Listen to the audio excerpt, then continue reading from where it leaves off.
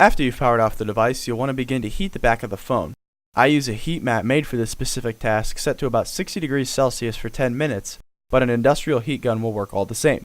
Once it's been adequately heated, you can begin to remove the back glass. I found the easiest and least destructive way to approach this is by using an X-Acto knife and prying between the glass and one of the antenna bands at the bottom of the phone. Once you wedge the knife between the glass and the phone, you'll want to swap it out for a plastic tool as soon as possible, as the metal can easily crack the glass. With the back glass being curved, you'll want to take your time and apply more heat if it begins to feel harder to separate. Now you can begin to work your way around the phone, but do be careful as the QI charging pad can be easily torn up if you're not gentle.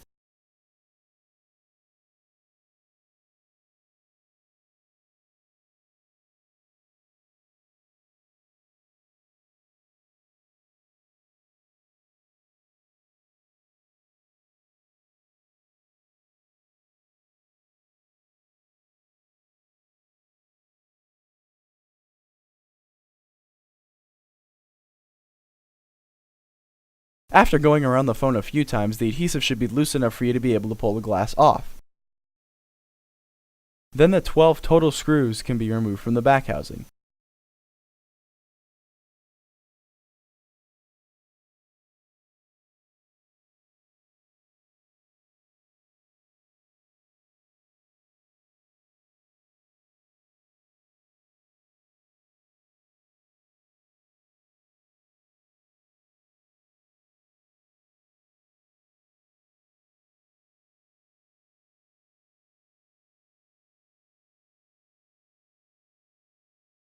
You're likely to come across a screw that just doesn't want to seem to come out all the way. If this happens, use a pry tool to act as a lever as you remove the screw. To remove the back housing, there are 3 sections. The top section, which contains the Wi-Fi antenna, will have to be removed first. Prying here with an opening tool is the safest area to get the piece off. Once the top section is out, you can pry the top right corner of the middle section, which contains the QI charger. This piece should come out easy once you get the top off.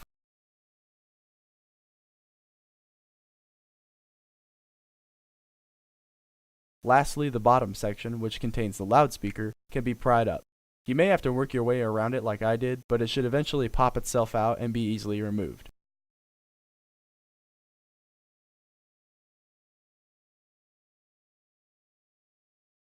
Then before proceeding any further, you'll want to unclip the battery.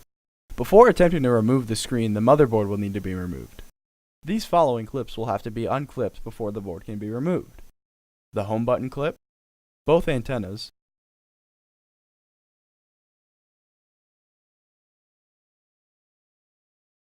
the power button clip as well as the display clip,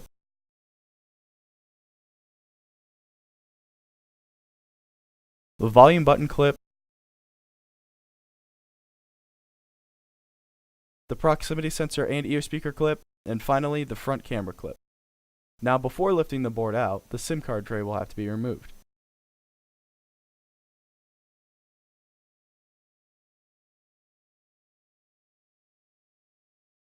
Once it's out, you can pull the board back to expose the clip for the charge port, which will also have to be unclipped. While pulling it back, be careful of the clips that were just removed, as they can get caught on the board and become nicked or torn. The clip for the charge port can now be removed, which should free the board from the phone. Now the phone has to be reheated again for the removal of the screen itself. The 60 degrees Celsius for 10 minutes should be adequate enough to start.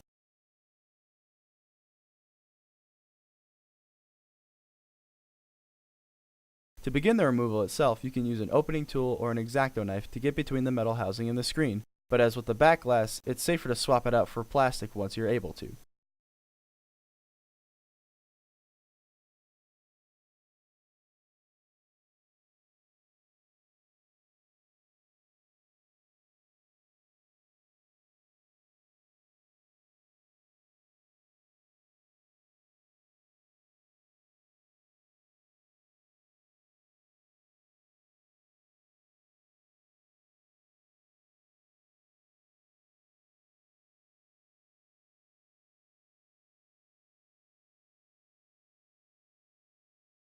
You can begin working your way across the top and sides of the phone. Across the top, the ear speaker mesh is part of the midframe, so you'll need to go between it and the glass to remove it properly.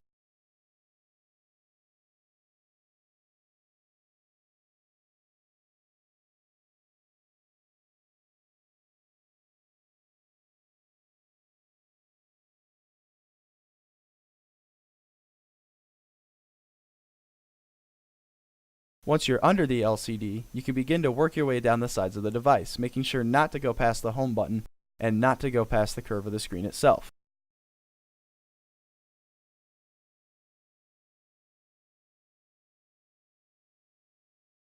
When removing the screen, make sure not to get between the LCD and the glass itself. If the screen is being removed properly, you should be able to see your tool through the housing on the back side of the phone. If you can't see your tool, you're probably between the LCD and the glass.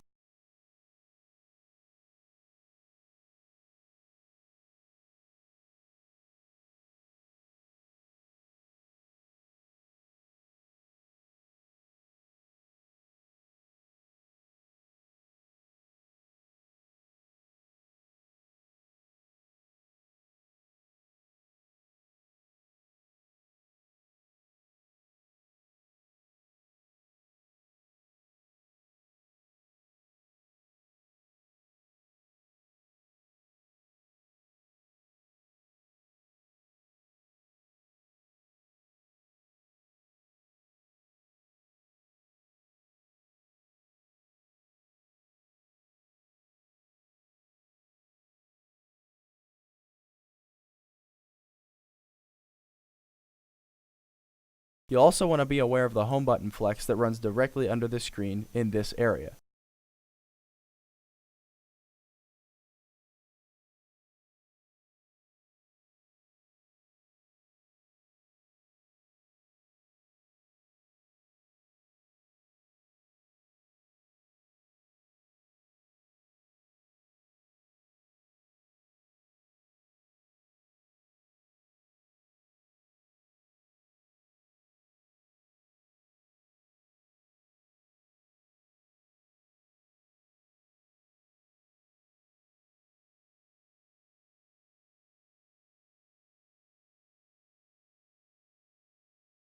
The smaller plastic tools can get kind of tiring and annoying.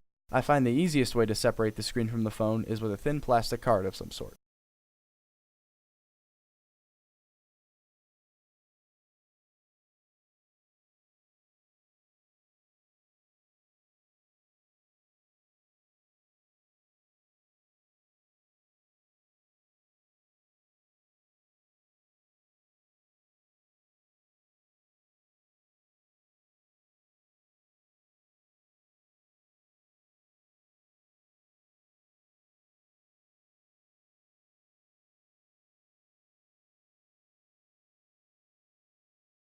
The left side of the phone will be the safest side to unadhere, as there aren't any exposed flex cables that can be damaged.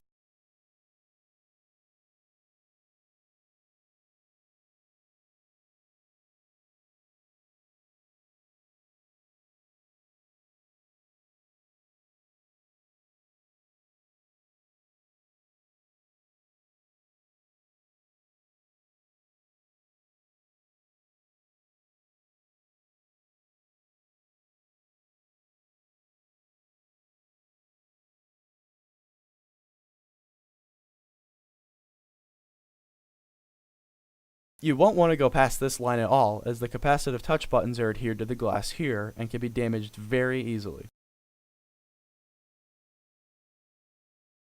Once you've loosened the adhesive enough and the flex cable for the displays is pushed through the other side, you can begin to pry the display away from the phone.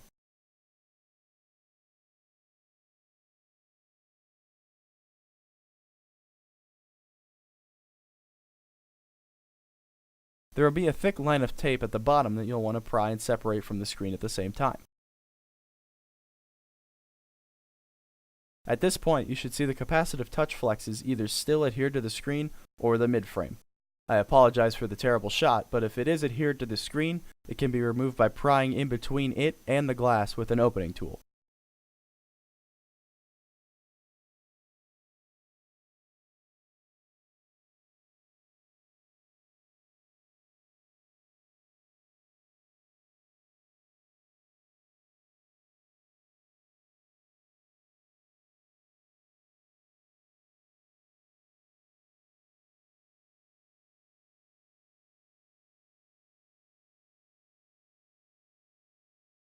Now that the screen is free from the phone, you'll want to remove any adhesive that may still be on the midframe, aside from the strip near the home button flex, which I'll demonstrate how to remove in a second.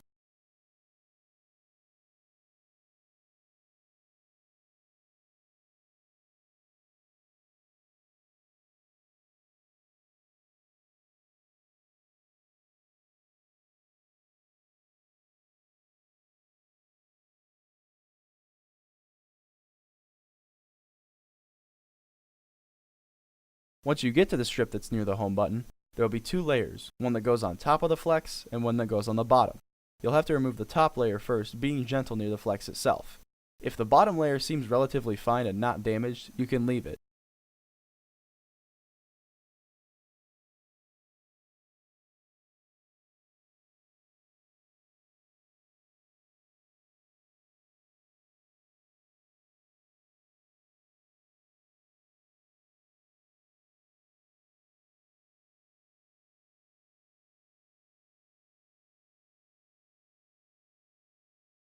Then you can remove any remaining adhesive on the capacitive touch flexes, though again, do be careful as they're very fragile.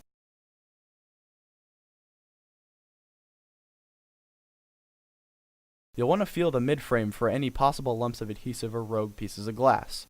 The S7 Edge display needs an absolutely flat surface, or even something like a lump of glue can put pressure on the LCD and can be seen from the other side. To be 100% certain that the surface is clean, I like to use a little bit of isopropyl alcohol on a cloth to clean it off. But do avoid the flex cables, as the alcohol can damage them. Before discarding the old display, you'll want to remove the home button spacer off of it. If this piece is left out, the home button will be extremely loose and may not work as intended. Once it's removed, you'll want to clean the remaining adhesive, if any, off of it. Now that it's clean, you can adhere it to either the frame itself or the new display. I like to adhere it to the frame itself, as there's no possibility that it can get off-centered this way, but do be mindful not to put adhesive on the home button flex or the button itself. Now, if the display didn't come with the adhesive pre-adhered, the adhesive can now be applied. As I said before, the S7 Edge display needs a very flat surface. There will be grooves in the metal of the housing where the old adhesive was. You'll only want to put it in those areas or the screen may not sit properly. Adhesive can be put on the top and the bottom sections as well.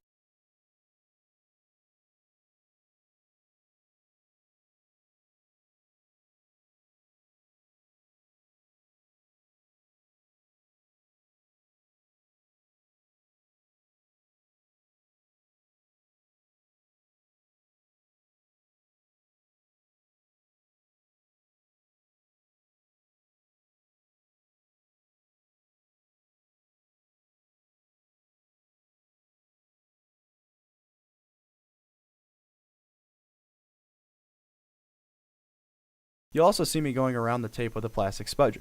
This is to ensure that the tape is fitting in properly and that there's none spilling over into areas that I don't want it to.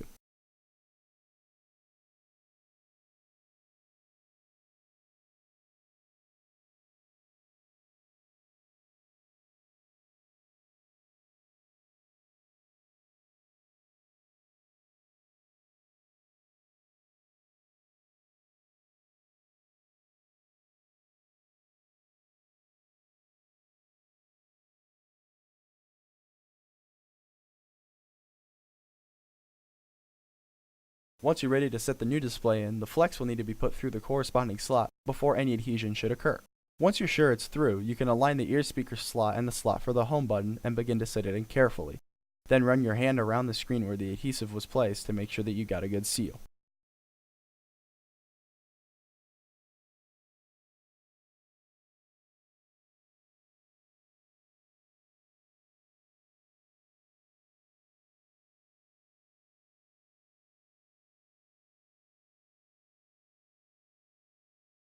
After you're satisfied with the seal, the motherboard can be replaced by first clipping the charge port back on and laying the board back into the phone.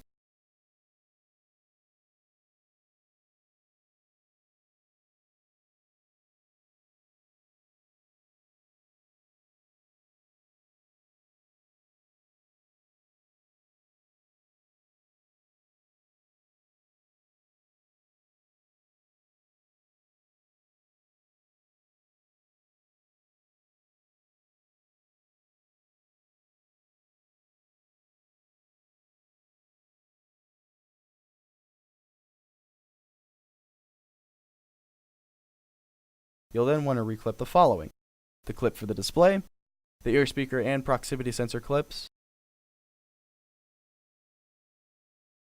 the volume button flex, power button flex, the antenna clips,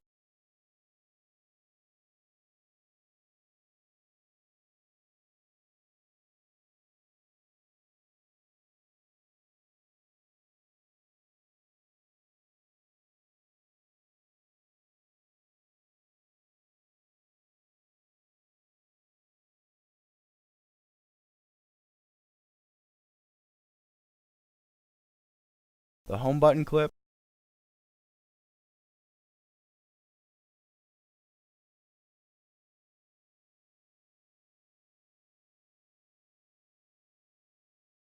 front-facing camera clip, and lastly, the battery clip.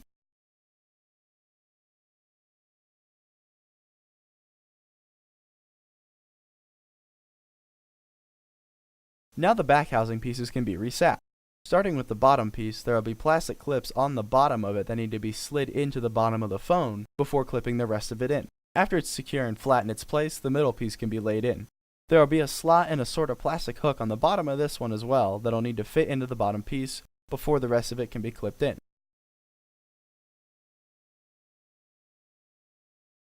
Finally, the top portion can be clipped back in top first, and all of the screws that were taken out earlier can be replaced.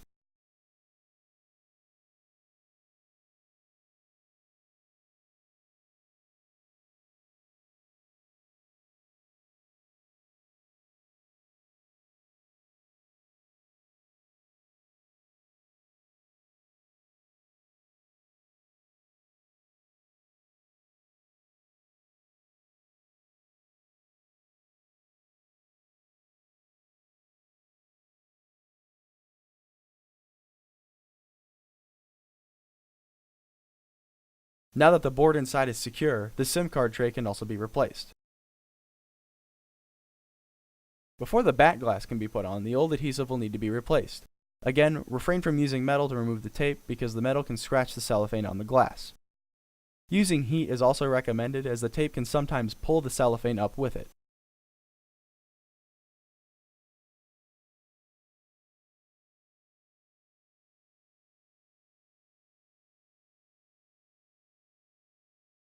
As for replacing the adhesive, I recommend putting it directly on the housing for two reasons. One, if not put in the proper place, it can stick to the QI charger and cause problems if you ever need to get back into the phone for any reason.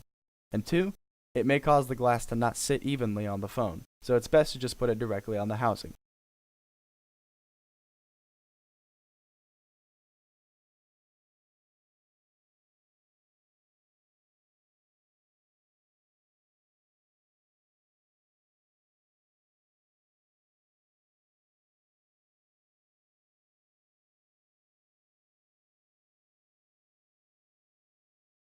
After the adhesive is applied, align the bottom of the back glass as well as the camera slot in the glass with the phone itself, and work your way down from top to bottom, resealing it, finishing the repair.